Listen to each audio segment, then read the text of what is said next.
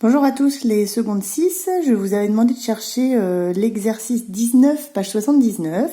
Donc je vous propose une correction en vidéo aujourd'hui. Donc on avait une fonction qui était définie sur l'intervalle -6, 4.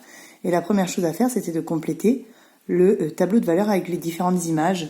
Donc je l'ai déjà complété. Je vais juste donner le calcul pour la première valeur. Donc en fait, c'est f de -6 qu'il faut calculer. Ça veut dire que dans la fonction f de x, je vais remplacer le x par -6. Donc ça me donne finalement comme calcul 40 divisé par -6 au carré plus 4. Et donc ça donne 40 divisé par 40 et ça fait 1.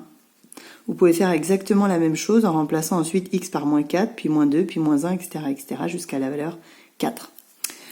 Pour la deuxième question, c'était faire la courbe représentative dans un repère orthonormé. Donc pour gagner du temps, je vous propose de faire la courbe sur la calculatrice. Hop. Donc sur la Numworks, si vous utilisez l'émulateur sur ordinateur ou alors l'application sur votre calculatrice, vous rentrez la fonction. Ensuite, vous allez sur graphique. Alors, si besoin, vous allez sur axe pour changer l'axe des abscisses qui doit être entre -6 et 4.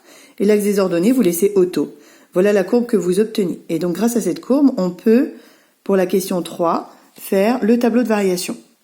Donc, pour le tableau de variation, les x sont entre -6 et 4. C'est l'ensemble de définition de la fonction.